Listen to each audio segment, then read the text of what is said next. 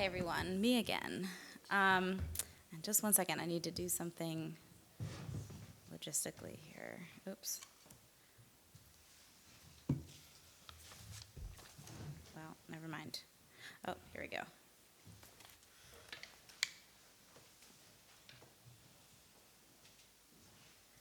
All right. Folks on Zoom, are you still able to see the screen? Are you good? Okay. All right. Excellent. Thanks, everybody. Just a reminder, there is coffee out there. Feel free to go back and forth, use the restroom, whatever you need to do, but we're going to move forward since we got a little bit of a late start today. I really think that this last panel we just had just did an excellent job of showing us the big picture of what makes the Mid-Atlantic unique. From hoagies to the cold pool, we really do live in a special place. And I think it's great to get this sort of bigger sense of what's going on here in the Mid-Atlantic, both from a opportunity and a threat standpoint. And I think this next session, we want to dive a little bit deeper into, the actual species-specific needs. And we have a lot of great work that's happening right now, including the work that's going on in the RWSC. So we've got Christian Laspada here. Thank you, Christian, for joining us. We're going to have Brigid McKenna from the Northeast Fisheries Science Center Woods Hole Lab talking about the North Atlantic right whale research. Thank you for being here, Brigid. We've got Mary Camhi from the Wildlife Conservation Society that's going to talk about sharks in the Mid-Atlantic. And then finally, we've got Judith Weis from Rutgers University, who's going to talk to us about New York to New Jersey estuary and the Hope Spot. And I want to, before we kick things off with the presentations, I wanted to call on some work that Marco has done in the past related to marine debris. And we did this big study looking at, a wide variety of people in the Mid-Atlantic and just getting a sense of what makes people want to prevent marine debris, specifically related to balloon releases, but I think the debris type isn't super important for this context. What we found in that research was that people resonate with wildlife. We hear this when people talk about offshore wind and their concerns about offshore wind. Often the first thing people say is, what about the whales? So wildlife is what connects people to the ocean and the coast. And so I think it's really important for us as a kind of community of decision makers and practitioners to understand what we can do to communicate about the threats and opportunities for effective management of wildlife, and then also really get a sense of the great work that's already going on. So hopefully we can get a jump on that today. And with that, I will turn it over to Christian.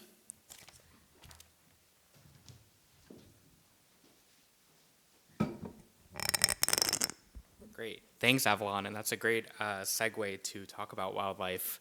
Here we are. Hi, everyone. My name is Christian Laspada. I'm the engagement coordinator for the Regional Wildlife Science Collaborative for Offshore Wind, or RWSC for short, because that's a really long title. Today I'm going to be talking about our science plan and some of the other tools that we've developed to help identify and fill research gaps around offshore wind and wildlife. A little bit about the RWSC. We were cooperatively established in 2021 by the federal agencies and state agencies, offshore wind companies, and environmental NGOs. A short list of who those folks are is on the screen here, but we serve as a coordination hub for offshore wind and wildlife research. And our goal really is to increase collaboration, limit redundancy, suggest common data standards, and increase data sharing and transparency. We often get the question, who is RWSC? And we like to say the RWSC is all of you. We're hosted by NROC and Marco, so we work very closely with Avalon and Nick. And we have a steering committee with equal representation from the four sectors, the federal agencies, state agencies, offshore wind developers, and environmental NGOs. And we also have 7 expert subcommittees.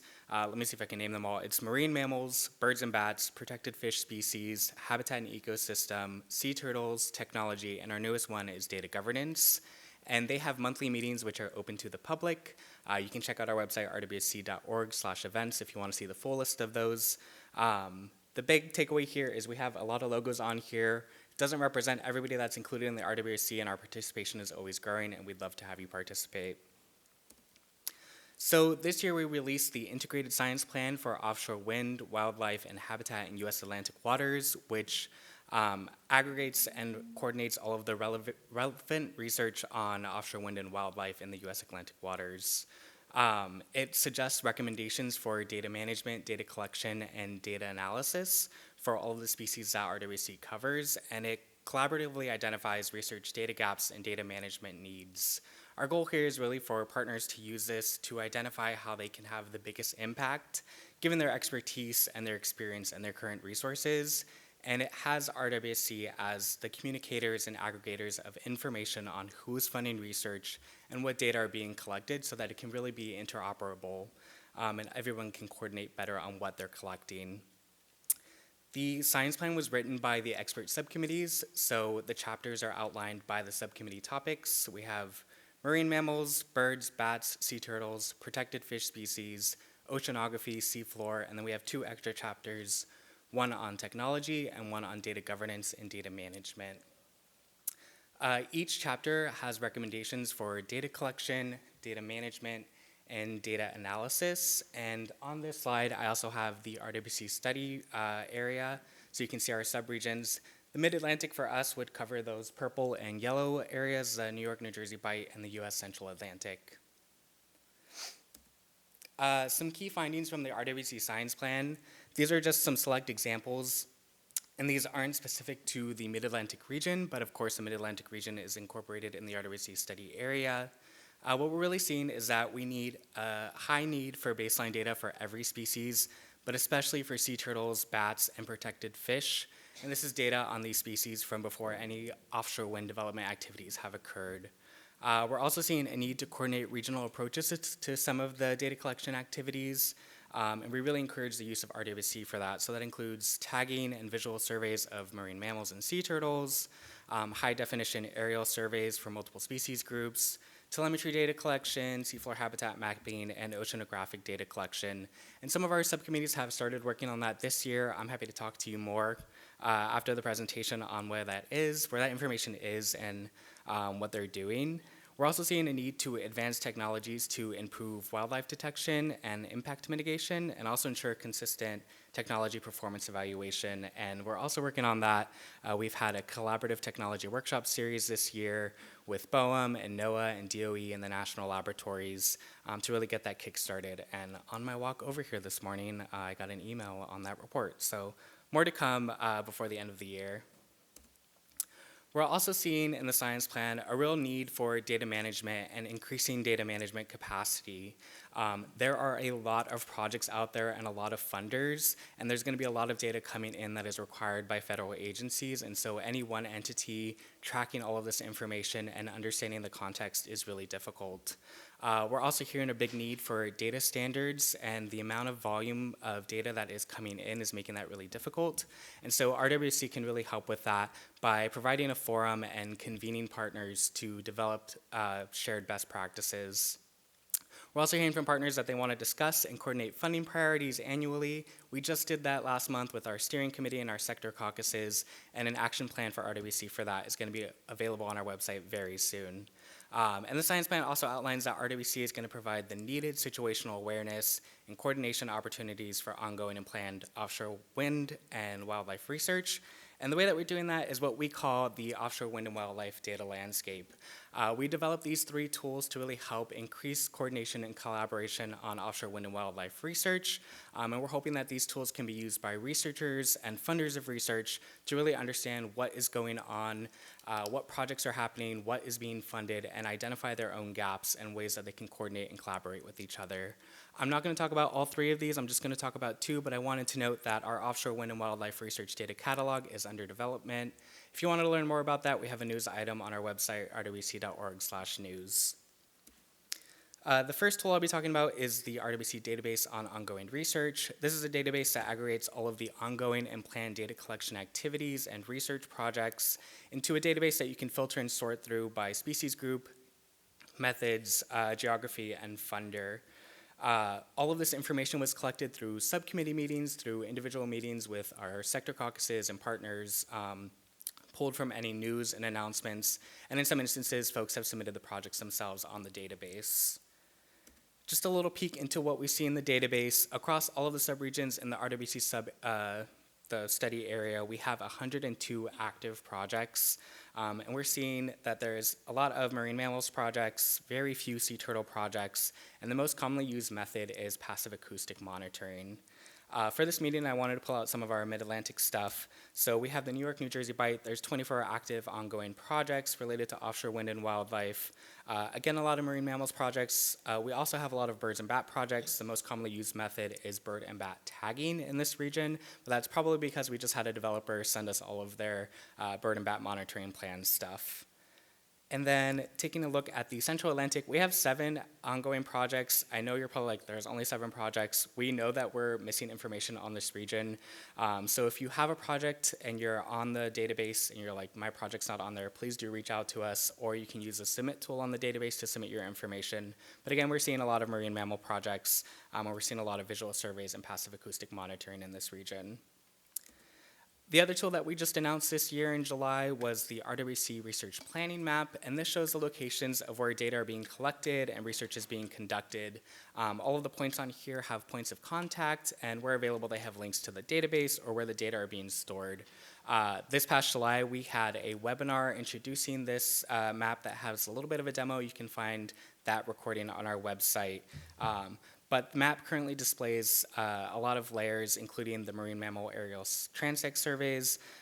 We have passive acoustic monitoring on there. We're working on getting acoustic telemetry on there and MODIS receivers for bird and bat tagging.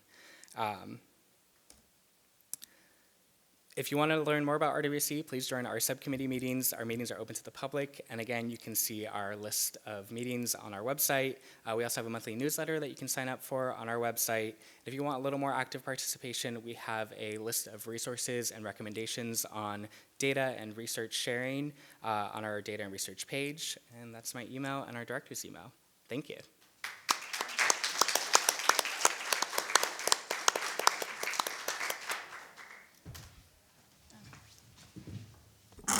Thanks so much, Christian. Really exciting stuff happening at RWSC. I'm always impressed by how much you all are able to get done with how many people you coordinate with. So thank you for sharing all of that. We will have time for questions at the end, so be thinking of some for our panelists. But for right now, we are going to pass it on to Brigid McKenna from the Northeast Fisheries Science Center's Woods Hole Lab. Thank you, Brigid, for being here.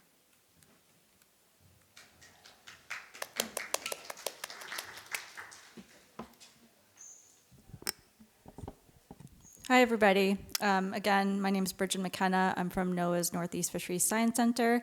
And today I'll be giving an overview of North Atlantic right whale distribution, some of their threats, management, and then end with some of the recent Mid-Atlantic aggregation data. As a basic overview, there are 3 species of right whales globally. None overlap.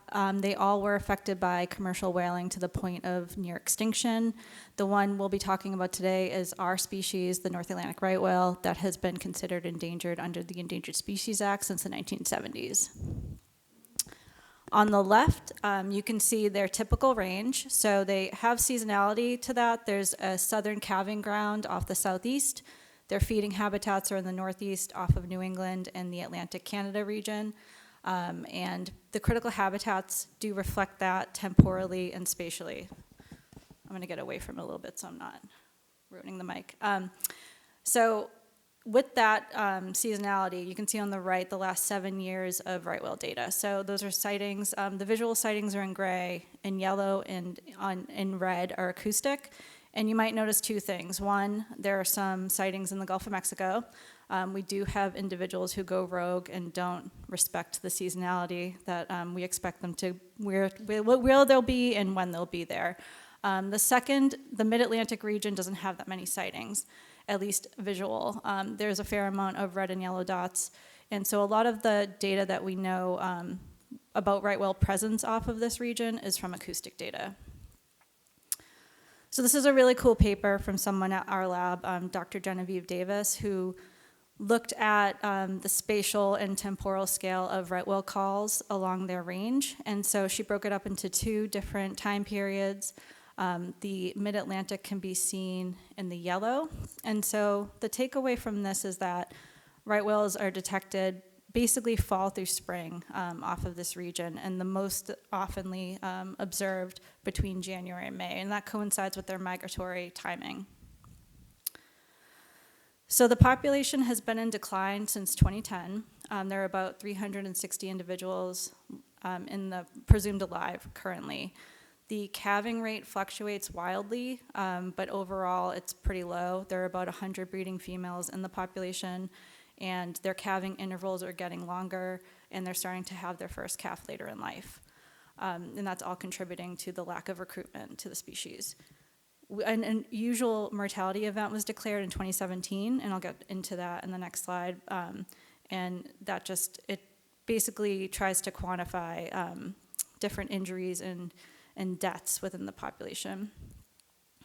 So this is just a really nice graphic that shows the different categories that the UME is broken down in. There's dead, seriously injured, and poor health. And in the pie charts next to those, it explains the causes, and that includes unknown, which is helpful. So 142 whales are in the UME. Nearly all of them are from anthropogenic threats. And so the main causes of death that we are aware of are entanglements in fishing gear and vessel strikes. There are other environmental stressors. We know that the acoustics can stress them out. There's a really cool study by Susan Parks at Syracuse that they call louder in a louder environment. And then Ross Rowland from New England Aquarium did a study post 9/11. So once some of the shipping activity declined the following weeks, their stress actually declined. They did fecal samples on the hormone sampling, and the analysis determined that their stress went down once it was quieter. This is another look at the UME. The bar chart shows number of carcasses, and again broken down by the causes of death, and then the map shows where the carcasses are found. We know that where they are found might not be where they were killed or where they interacted with something that caused their fatality, but it just shows their carcasses everywhere along their range. The 4 case studies that are on the right are all off the mid-Atlantic, and the most recent was the bottom. It was a Mother of the Year, and that was in March. This is comparing photogrammetry data, so it's looking at body mass versus length. And so compared to the southern population, which is more robust and has recovered better than ours. And so if you look at the graph, they've plot those against each other. The southern population in the black line has higher mass per body length. And so our body condition of our North Atlantic right whales, they're thinner. I've shown this before. I really like this visual. There aren't that many right whales that end up satellite tagged for multiple reasons, but this one was, and it stayed on, and it's just really cool data. So this 1-year-old was tagged in the southeast US. It's in the red dot. It's making its migration north, and it's overlaid with AIS data. So it kind of just really portrays the gauntlet that they have to swim through on their annual migration. And he did make it. We haven't seen him in a couple years, but he did survive this migratory route. So for management, we do a couple things. So to mitigate vessel strikes, we have seasonal management areas which reflect their critical habitats, and so those are spatial and temporal. They basically limit vessels that are 65 feet or over to 10 knots or less during those time periods. We also have DMAs, which are dynamic management areas, and acoustic slow zones. Both of those are voluntary, and so that can be problematic, but those are triggered when sightings occur outside of the SMAs, whether in space or time. If you can see on the right, there was a 2022 proposed rule that's supposed to expand the speed rule. That's still in review. I don't know when a final decision is going to be made, but that gives you an idea. It's supposed to make it so it's easier to have dynamic speed zone restrictions, and then also increase the range of vessel sizes so that it would limit 35 feet or longer in addition to what the current ones are. For mitigating entanglements, there's been a bunch of work on that. There's the sinking line that's required, 1,700 pound breaking strength or less for rope. some weak links, and so the idea with that is that if a right whale does get entangled or encounters gear, it can break out of it. There's a lot of work on on-demand fishing, and you can see some of the prototypes on the right, which is also AKA ropeless gear. And the map is hard to see, but that is being tested out in different fishing areas. So there's been a lot of work trying to mitigate entanglements as well. So all of the sightings data gets fed into models. Jason Roberts at Duke University models the density surface model with the sightings data to be able to predict whale abundance in different areas at different times. That is overlaid with the gear density and severity for the decision support tool to estimate risk. And a lot of the management decisions are made trying to change some of those different covariates and then estimate risk for a certain time or place. This is the fun stuff. This is the Mid-Atlantic. We've increased our effort here substantially in 2023. And so you can see the track lines that NOAA contracts, and that's, they abut, let me see if I can do that. Nope, I can't. The light blue abuts the New York DEC, so it's not just random that it doesn't go to the shelf break. The New York DEC has aerial surveys that are north of there. And so those right now are gonna be flown December through April, and it goes all the way down to the southern part of Virginia. This just shows their variability of effort the last 4 years and the different sightings. So you can see over the last 4, we've had more effort, had more sightings. And then this is what we've encountered this spring and summer. And so back in late May, there were opportunistic reports of a right whale aggregation near Hudson Canyon. I think it was 5 that were reported. I flew, we checked it out. There were 30-something. And so we kept revisiting it, and it ended up, this slide is outdated as of a couple days because we've continued flying and have just gotten the data, but there's been 156 individuals identified in that area. And so you can see that it plateaus the discovery curve, that's cumulative IDs in blue, which suggests that we captured everyone in the area, but that could be an artifact of effort or departure from that region. Interesting note, which Glenn touched on, 50. So the red dots are how many IDs we've had per flight. We never got more than 50. So us revisiting the aggregation allowed us to capture everybody in the area. They weren't all there at the same time, or we weren't in the right area, but either way, the 156 individuals did utilize this area. Most of them were encountered on 3 days, and residency was a little over a month on average. And we did have 5 individuals who were there the whole time if they didn't leave. So they were seen on the first survey on May 29th, and on the last survey on August 24th, which is incredible. And for demographics, you can see most of the whales we saw were adult males. This reflects the population structure pretty well, because although calves are born at a 1-to-1 ratio, males have a higher likelihood of survival. So, and then these are just a lot of publicly available resources. Whale map that's a lot of the data that I showed, but it plots effort and sightings, and you can query it. Our passive acoustic cetacean map, the catalog if you're interested in sightings histories, the UME map, and then the consortium, who are the curators of all the identification and effort data. And that is it. Thank you.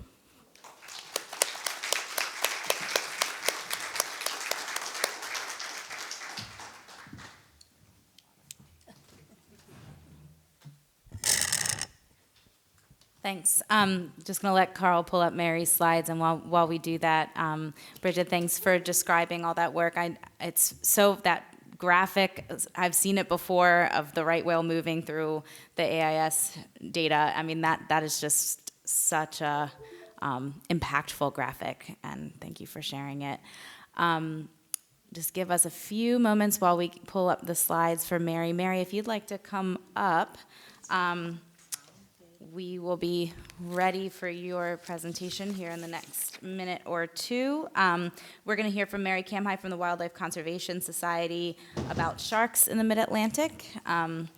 WCS has been an excellent partner to us. They are founding members of the Ocean Conservation Working Group that Marco hosts, and thank you so much for being here, Mary. So while you're pulling that up, I just want to say, Avalon, I'm looking forward to the day when people ask about wildlife. They're not asking about whales, they're asking about sharks. And they're doing it in a positive way, right? So, everybody loves whales, but I always say sharks get shark shrifted. Yeah.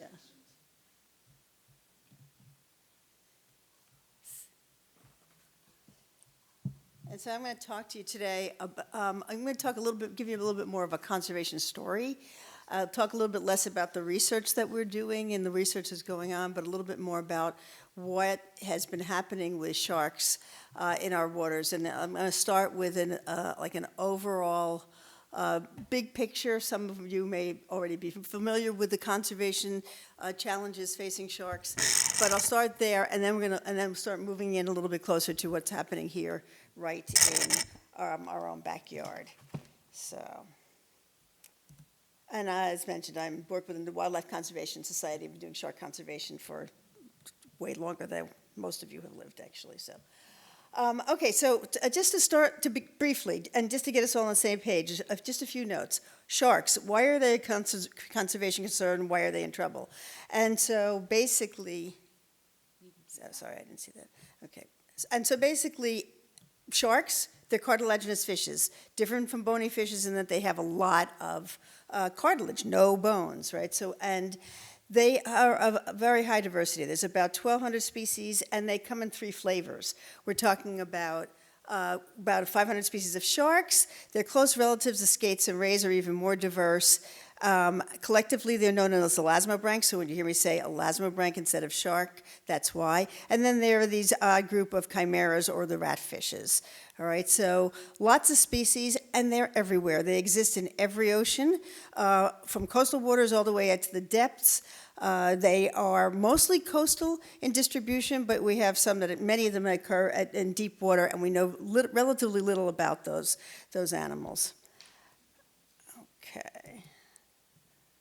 Let's see, not going forward.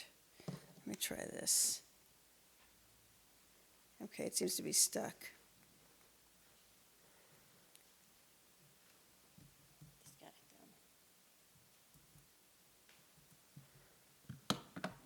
This. There you go. All right, so when you think about sharks and the conservation challenges, they're kind of sort of divided into talk about them as a 3V issue, right? And we'll talk about these as we go through. Sharks are highly vulnerable. They are very valuable, and also they have been victimized, right? These animals are probably among the most vulnerable on the planet, but also are among the most maligned, and that contributes a lot to their conservation issues. So how are they vulnerable? As you all probably know, sharks have a very slow life histories. They take a long time to reach maturity. They produce very young once they do, and they have a very slow reproductive cycle. And this makes them vulnerable because once you sort of deplete their populations, it's going to take them a very, very long time to recover. In some cases, decades, and in some cases, even centuries. So they demand precautionary management in a very different way than some of the other fisheries and fish species that we are familiar with. Sharks, just to give you an example of some of the species and how we compare them to other critters. Very different from bony fishes who produce a lot of young, short life cycles, short gestation periods. Sharks, for example, one of the most challenged ones are the Pacific spiny dogfish. It can take a female's 35 years to reach sexual maturity. And then they produce young. They can be pregnant for up to 24 months. All right, so when you think about that kind of vulnerability, how much fishing pressure or other threats can these populations sustain?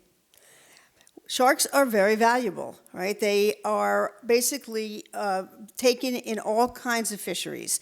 They're taken in commercial fisheries, recreational fisheries, and then as bycatch. And the bycatch is often it can be in commercial or recreational fisheries. They used to be discarded, but because of the value, many of that bycatch is now kept, and so we're calling it more a secondary species as opposed to a target species, less so of an incidental catch.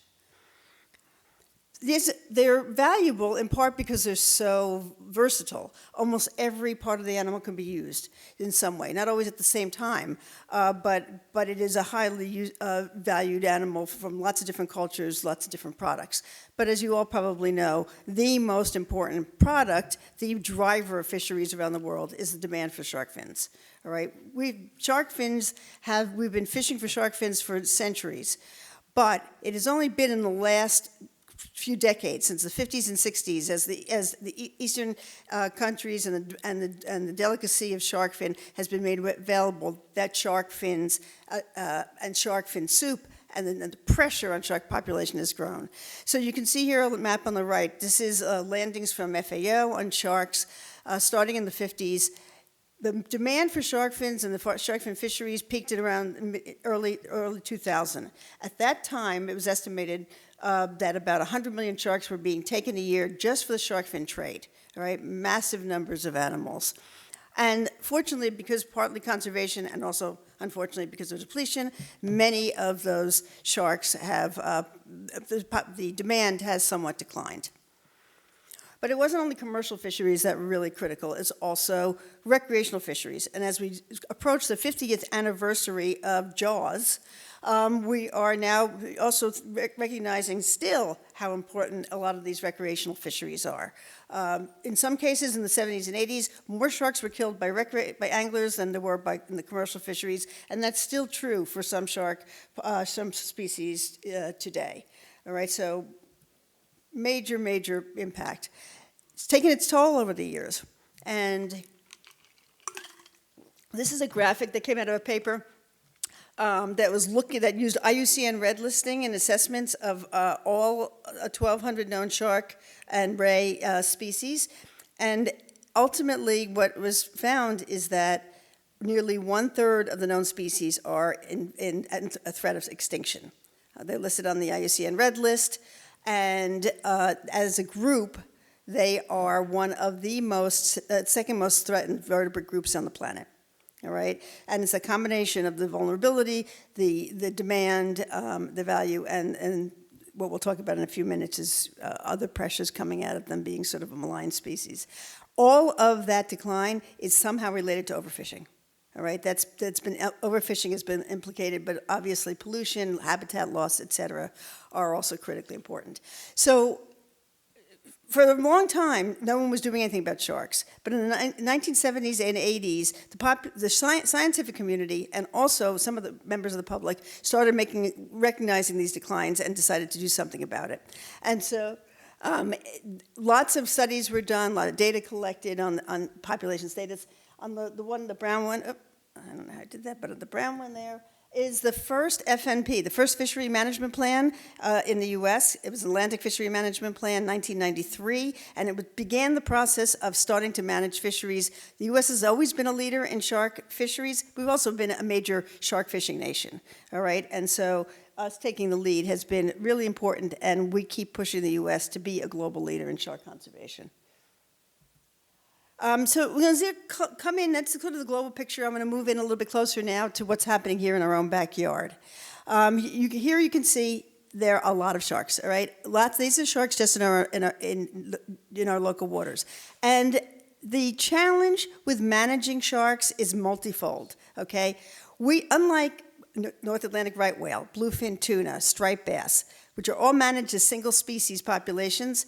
When we talk about shark management, we're talking about managing 40 or more species all at one time, all right? They all have different life histories. Even though they're all long-lived, they still vary differently in their life history. They're taken in different fisheries. Some of them are more susceptible to bycatch mortality than others.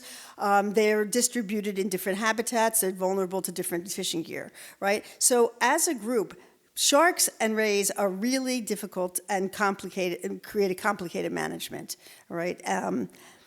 But we do it, we have to do it. And one of the most important things is that these animals are highly migratory. And that means that they do not respect boundaries in the ocean, right? So some of these species are moving up and down the entire coastline and as we know, in part because we have such seasonal waters, they have to be, they're going in and out of different management zones.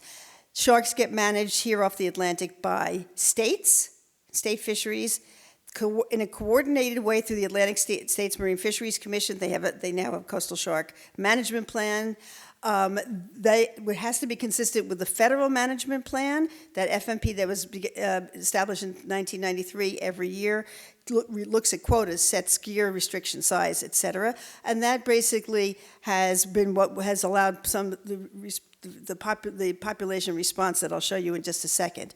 Though the states and the feds have to coordinate and have to make sure their management is compatible. And then you've got the issue of these really highly migratory species, pelagic sharks like blue sharks and mako sharks, et cetera, that actually don't get managed, are managed through the U.S., but we're restricted in terms of what we can do through the Atlantic Tunas Convention Act, which then limits how much we can affect and change what we can do for managing those groups of animals. Okay, that's the management plans and structure. Very complicated, but has been somewhat successful. After 30 years, we're beginning to see some populations recover. Some of these species are recovering. White sharks, for example, sandbar sharks, all right? But when we're hearing calls and saying that conservation is working, we have to really be careful about what does that mean, right? What story are we telling with this information? This just came out. This is from the Atlantic States Marine Fisheries Commission looking at their coastal shark management plan. It's an update. And anything you see there in yellow is a shark that's either still overfished, subject to overfishing, okay? And many of these are listed on the IUCN Red List. Some of them, if you can see, are going to take till the 2070 or 2100 into the next century to recover. And that's because of their biological vulnerability and slow reproductive potential. So lots of these sharks, we've been doing it for more than 30 years, are still in trouble. And when we look right here in our own backyard at the species that are in the New York Bight, 3/4 of them are still considered to be threatened under the IUCN Red List. All right, so we still have a lot of work to do. So switching gears from the vulnerable and the valuable now to this issue about what I'm calling a victim or the villainization of sharks, all right? If any of you from this area, you could not have helped in the last couple of years seeing endless stories about shark interactions, shark attacks, shark bites, right? Lots and lots of media stories. And then left we have some of the data that comes out of the International Shark Attack File about what's happening here in New York. You can see that there has been a slight uptick in those interactions, right? That uptick has driven an amazing amount of media and attention. I'm not going to talk to you what's happening on the right-hand side because I don't have the time, but I do want you to be aware of what's happening around depredation. It's particularly down south and now moving towards north. There's a lot of pushback from the angling community as well as the commercial community about too many sharks in the water taking the fish while the people are fishing. And as a result, the industry is pushing very hard to change management in order to actually potentially increase shark fishing pressure again to address this problem. And if you're interested, you can learn more about the Shark Act. So, stopping for a moment on just the science, I want to talk about this question of storytelling and getting the message out to the public. How we talk about sharks, our lexicon really matters. All right, when we see stories about voracious man-eaters, killers, everything, that really influences not only how the public views sharks, but also the pressure that the public is putting on fishery managers, all right? And so I think we all as scientists have to be really careful as well about the words we use. So I won't say shark attack, except here, but I talk about it as negative human-shark interactions, right? Or maybe shark encounters. So always keeping that in the back of the mind, the villainization of these animals really does lead to changes in the way people perceive them. So what's happening here? Are we having more shark interactions? Is this really a trend? What are those numbers telling us and what's going on? Is it more people in the water? We know population is growing along the coastline. More cameras and people observing these sharks in the water. Are the waters getting warmer? Yes, we know that. Are they getting cleaner? Somewhat, yes. How much is that driving changes in distributions, new species, et cetera? What do we know about this? And the answer is we don't know yet. We really don't know yet what's going on. There's been so much media hype, there has been tons of misinformation, and there's been a lot of untested hypotheses, even floated by the shark scientific community about this, because everybody wants answers. But we don't know. And so working with some partners at Stony Brook and also at the New York DEC, we put together this paper looking at raising these questions. What do we know about shark conservation? What data is out there? And then we followed it up with a conference an expert workshop last November, bringing together regional shark experts to look at some of these questions, address these issues. What do we know about sharks, right? What's happening out there? And in preparation for that, one of the things we did was we tried to pull together as much information and data as we could. We tried to look at these trends. What's the problem is that a lot is known, there's a lot of data, very little that is spatially explicit here in the New York bite. All right? We don't really know what's going on. And part of the reason is because there's not a lot of surveys that are happening right here in our backyard. The Coast Span survey that looks at nursery grounds, all that takes place south, starting in Delaware Bay. Lots of disparate information from eDNA studies, from a lot of telemetry work that's being done by the RWSC to pull this information together, historic information, lots of data out there. But we need to get access to that data. And that was one of the main problems we had in pulling together this workshop, is getting access to that information, to plug it into models and to look to see, and assessments, to see what was going on. We were having a very difficult time. So this issue of data availability and data access is really critical to this work. One of the things that one last thing I want to say about conservation threats is that we're almost a victim of our own success. Right? People are saying that sharks have recovered. The indication from the depredation, from interactions, all the stories are saying sharks are back, sharks have recovered, conservation has worked. All right? When we say those things, and you're linking it with things like bites or depredation, we risk making that connection in the public's mind that we have more sharks, more danger. Right? It's going to ruin your fishing opportunities. So we have to be really careful about how we talk about these things, because doing so can undermine the 30 years of progress that we've been making. We know we have a long way to go, all right? And this is where the issue of shifting baselines comes in. People today think that they really don't, we don't know what's going, that tons and tons of sharks are seeing some upticks. But compared to what was here before the shark fisheries expanded, before the fishery management plan, for the last 30 years, sharks are still, quote unquote, in the toilet, right? So we're really still, most of them are in trouble. Rebuilding is not the same thing as recovery. We have a long way to go. And so that was the intention of that workshop, to try to figure out where we are. And I'm not going to do this is my last slide, basically to say that we have a lot of questions. All right? We know there are a lot of significant data gaps right here in our own backyard for sharks. We can't access the data that we need. Not clear what those drivers are, and we know that environment changing ecosystems are part of the story. Waters are getting busier with offshore wind and other activities. We need a baseline here in New York to study these things and use it as a way to look at the change going forward. More coordination among all scientific interests. We need a regional collaborative effort that will help fund this work and keep it going. And then we need scientists to speak up, but not to do it in a science-based way. Good data, making clear that we're not just talking about sharks are back, sharks are recovered, and keeping this rebuilding going. So thanks for having me, to all the people that do our field work at WCS, all of our collaborators at Stony Brook and elsewhere. And this is why we need to protect sharks.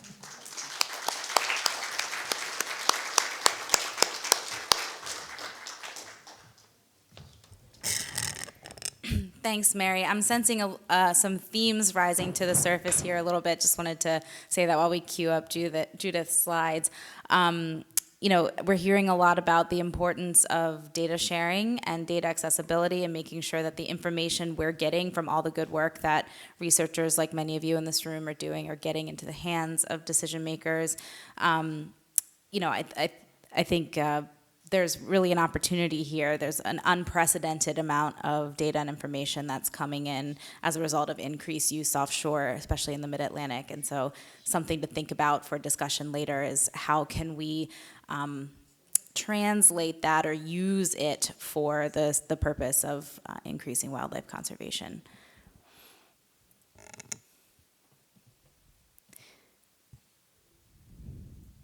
And just bear with us one moment while we queue up these slides and we'll get going.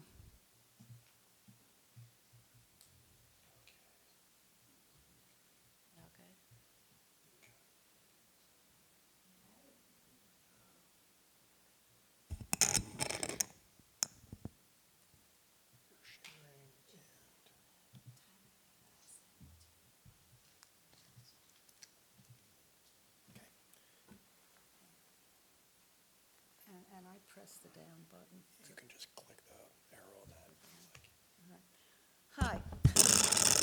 Hi. Got some good news for a change. And it's an estuary good news, not ocean per se.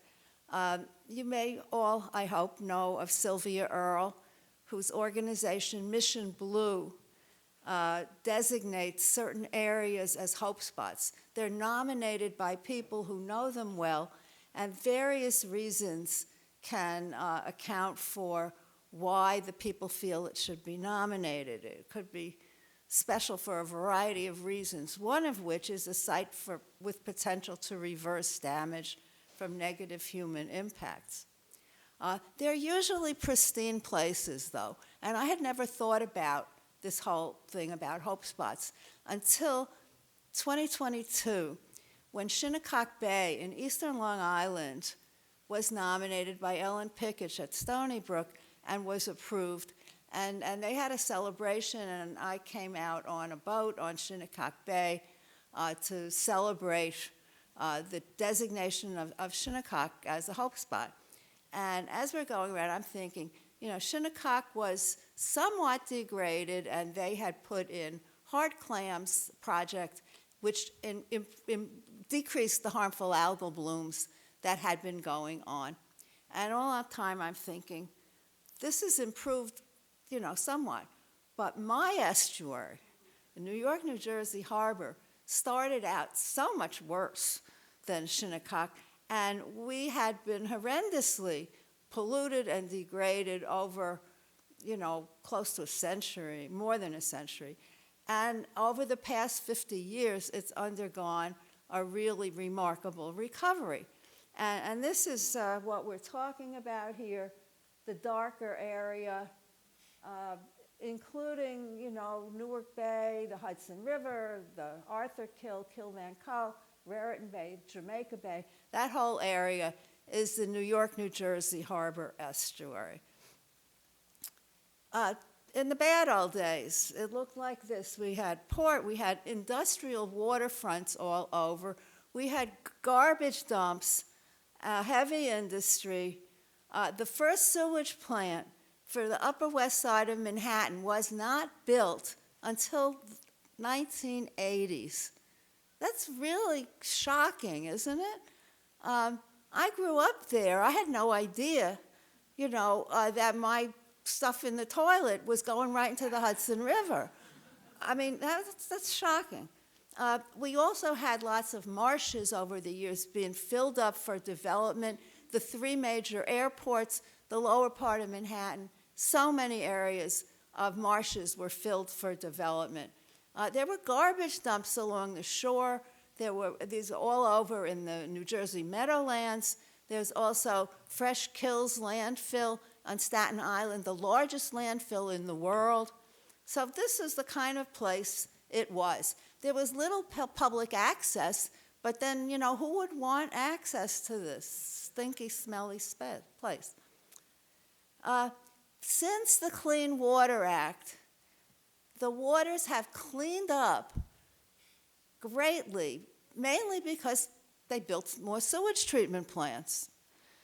We still have some problems. There are combined sewer overflows that happen when there is heavy rainfall because the storm drains go into the same place as the sewage, comes in. And when there's a lot of rain, it overflows and you have, raw sewage going into the water. But, we're doing a lot of stuff to reduce the combined sewer overflow. There's all sorts of green infrastructure getting put in, that has been put in, and more is going on all the time to soak up the rain. There is this beautiful green roof on the top of the Javits Center, which is an enormous span. And there's birds breed there in the spring. It's an amazing place. Green wall, I thought it was very attractive in Newark, in the Prudential Center. Permeable pavement is being put in certain places. So there's a lot of stuff going on to reduce combined sewer overflow. We now have a situation where the waters in most parts of the estuary are swimmable most of the time. If it hasn't rained in some time, most of those waters are swimmable. We have great decrease in fish disease. We have contaminants in the sediments in the bottom slowly getting cleaner as cleaner sediment comes on top of the more polluted sediment, and the polluted sediment gets deeper and deeper. So there's still some Superfund sites there. They're going to dredge. I mean, it's not all, pristine by a long shot. In terms of biota, in the Hackensack Meadowlands, the Hackensack River with the meadowlands as the marshes, back in the late 80s, they did a fish survey, and they found that this fish, where am I? Was there a light, the pointer here? No. All right, they found this fish. There's a killifish, or mummichog, comprised most of the fish in the estuary. You can see this graph is abundance of different fishes. That black line is the mummichog. But by the early 2000s, the mummichog is less than half of all the fishes, and it continues to get better and better and better. The other graph, they've got it backwards, On the right side is the older one, and the left side is the newer one. So the over biomass of fishes, the right-hand graph, the killifish is comprising almost half of the biomass, but by the early 2000s, it's a small part, and the red is white perch, becomes most of the, and this is getting better and better each time they do it. Birds return to the meadowlands. We have a birding festival in the meadowlands. We have all kinds of amazing, wonderful things. And I can just read you this quote. When I founded the Hackensack Riverkeeper back in '97, I used to think that maybe someday we'd see an osprey or even a bald eagle over the river, Captain Bill Sheehan. Well, 25 years later, and just in the greater Meadowlands alone, we counted 25 osprey pairs, 5 pairs of nesting eagles. And that was all due to cleaner water and the return of menhaden and other forage fish. So, having birding in the Meadowlands is just such an amazing thing to think about when you knew what it used to be like. And, of course, whales. We've got whales here. And whale watching is wonderful, and it's the most exciting if you can do whale watching and see the New York City skyline in the same picture as the whale. Just amazing.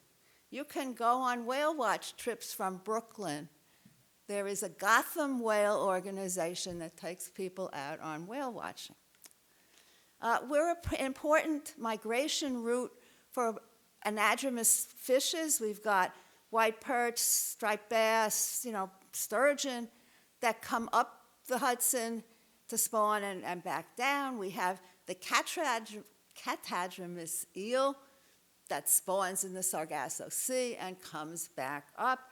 We have all these, wonderful seabirds that are now stopping off in our neighborhood on their migrations north in the spring and south in the fall. So we've got a great diversity of, it's an important migration route. We have habitat restoration going on in many areas. This is just one example of Jamaica Bay, the marsh islands that are in the middle of Jamaica Bay. The green is what they had come to be, the size they were in the early 2000s. The outer red shows what they had been back earlier. So these marsh islands had shrunk, and they had been converted basically into small fragments. I mean, the picture there, that's a former island that is now just got little clumps of marsh grasses. So the Army Corps did a project whereby they had dredged up sand.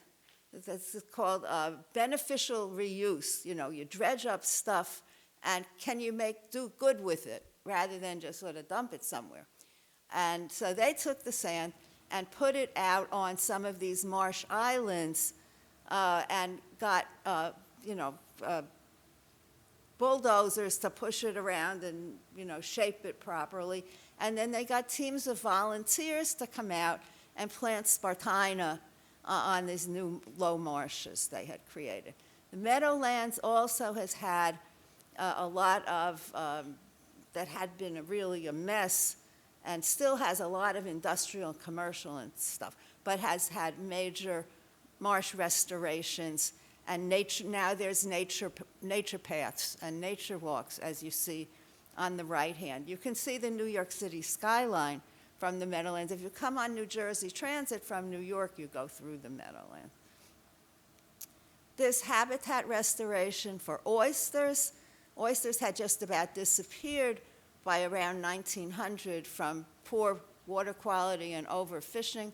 There's now organizations like a Billion Oyster Project, or New York, New Jersey, or Meredith Camhi, who is now here, involved in doing this also. And oysters are really important and help water quality. So by getting oysters back, it's a way of improving the water quality and also improving the habitat, because the reef serves as habitat for other organisms. Garbage dumps that we talked about have become parks. We have Fresh Kills landfill is now Fresh Kills Park. This is Fresh Kills landfill as it used to be.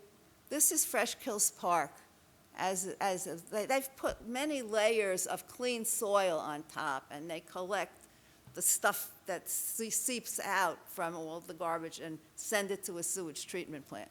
So you don't just plant stuff on top of the garbage. There's a whole engineering thing goes on there. And then there's Shirley Chisholm State Park in Brooklyn that was built on other prior landfills. We now have lots of public access that we never had before. We have parks and walkways on the New Jersey side, in Hoboken and Jersey City, along Manhattan, along the Hudson River. This is the one on the bottom left is Newark at the lower Passaic River. So we have all this wonderful stuff being built to give people public access. And we have eco-tours in the Meadowlands. If you said the eco-tour and Meadowlands in the same sentence some years ago, people would have thought it was ridiculous. Now they do it. Here we have also waterfront dining along the Hudson River. I mean, that would have been just another totally ridiculous thing some years ago. So they have City of Water Day in the middle of July every summer. A City of Water Day. Community organizations do kayaking. They have educational things, a lot of working with children. and renting. This is just showing the various places where organizations have set up City of Water Day to do various sailing, artwork on the waterfront. I mean, bringing people to the water, and it's really very meaningful to do that. And we also have a lot of cultural significance. We are the first thing that immigrants, from Europe found as they came to the New World. So we still have some threats. Obviously, it's not pristine. We still have, various problems, combined sewer overflow, sediments. We still have contaminated sediments. As everywhere, we have plastic litter all over, like every place else. And the Corps is considering some storm surge barriers that could be damaging to the ecosystem. And of course, sea level rise is a major threat everywhere. Anyway, so that's the gist of my nomination form that took me the summer of 2022 to work on it, and then, submitted it, and ultimately we got chosen. And that's the happy ending to the story.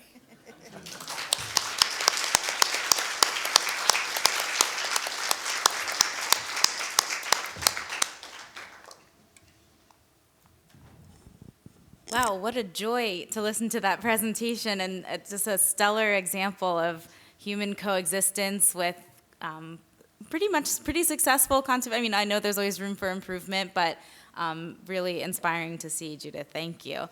We do have time for 1 or 2 questions before we break for lunch, so I want to open it to the audience first. Oh, I see a question in the back. One moment, we'll get a microphone to you.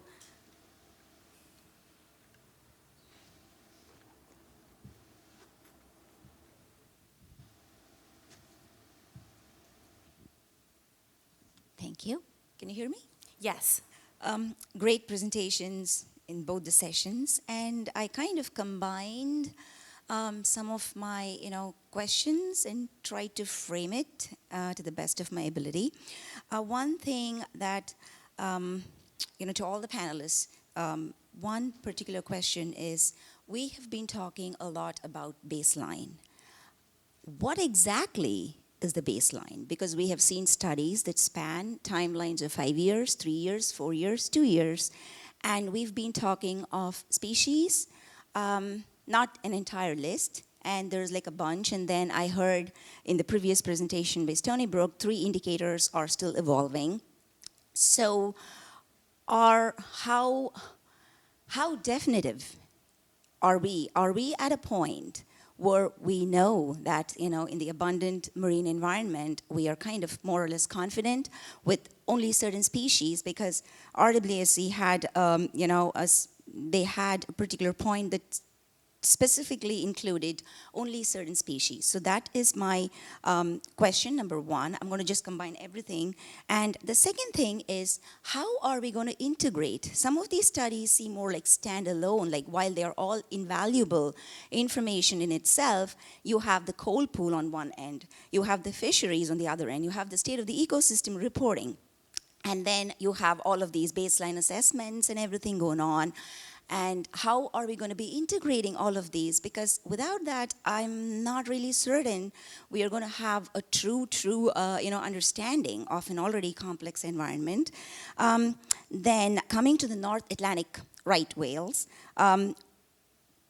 more or less the assumption, or there are some confirmative results about vessel entanglement and fishing gear as the large drivers of their mortalities.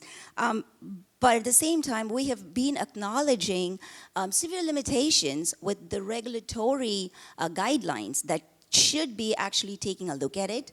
And who is responsible for that? There's a ropeless gear that we've been talking about for, I think, quite some time now, but it's still just in the pilot stage. I believe NOAA just released some funding, or, I think it was just about a few $1 million just in August. And then we have been time and again talking about, vessel strikes being a big driver in all of these UMAs that we've been seeing, but I'm not sure the necropsies really point to that in almost all the cases. And why and who is going to be taking a hard look at those regulations that are like really, really long overdue? I think I covered it all. And Thank sorry, you. I forgot to introduce myself. Swarna Muthukrishnan from Clean Ocean Action. I've been a researcher myself for a long, long time. Thank you, Swarna. So I picked up on a couple of different questions. I think in the interest of time, maybe I'll focus on the first two. First is about baseline and how do we know what baseline is. And I think Christian, RWSC, I mean, these are conversations that the subcommittees have every month. I'm wondering if you could maybe speak to that a little bit. Yeah, definitely. So as Avalon said, the RWSC talks a lot about baseline data, and the subcommittees are really interested, and there's a need for it for every species. Looking at the database, there's really a lack of baseline data for the sea turtles, for bats, and for protected fish species. And we're really trying to get as much data as we can. I don't know exactly what the length of, I think that was also a question of baseline data. It may be better outlined in the science plan. I'm not a a physical scientist, I'm a social scientist. But yeah, there may be more information in the science plan on the actual timeline of what baseline data is. What we're defining it as is data on these species prior to any of the offshore wind activities occurring. Thank you. And then Mary, if you could just touch on it a little bit as it relates to highly migratory species, specifically sharks. Yeah, so I mean, I think baseline is a little bit of a difficult term, right? I mean, really, it's where you're starting from. For us, for example, in New York, because we don't have spatially explicit data on things like sharks in the New York Bight, beginning to go out there and start collecting that data is where we will start from, right? And that might be on not only populations, it may be on species distributions. We can look to see, well, what's here now? How is that changing over time? But we do have data available to look at things like rebuilding on a population or a regional basis. And so we can go back to some of that information and use that as a baseline. And that's where we get to the idea, this question of shifting baselines, right? We don't really, where you start from. If we start from today, then going forward, well, we've lost 90% of the sharks 80 to 90% of the sharks in New York and along the Atlantic coastline. We don't want that to be our baseline. So it is difficult. It's a tough question, but when you don't have data, starting to collect it is the way you start going to get answers that we need, going forward. Thank you. And regarding the second question about how to integrate studies, we kind of talked about this before, that there's so much out there. There's so much information that we're already gathering and that is planned to be gathered. And one of, this is a shameless plug for day 3, that is a topic of conversation, is how do we ingest this information that's coming into us right now and utilize it for the purpose of conservation management in the Mid-Atlantic. So I might just pause that, put a pin in that for right now. It's a really important question to ask, and it's something that I do know that we will be discussing as a community on day 3. I do want to give Brigid a chance to respond to the North Atlantic right whale questions. Brigid, if you don't mind. Yeah, I don't know where the data is coming from that they aren't being killed by vessels and entanglements, because they are. Necropsies are highly fine scale. So there's a lot of experts that fly into areas to get different samples from the animals and do assessments. And the ones that are conclusively determined to be killed by vessel strikes or from entanglements are. And then if there's any uncertainty, it gets an undetermined. So, and also over 80% of the population have signs of entanglement. So you can visually see them accumulate scars from interacting with gear. So yeah, they are being affected by anthropogenic threats. And so I hope that answers your question, but yeah. Thank you.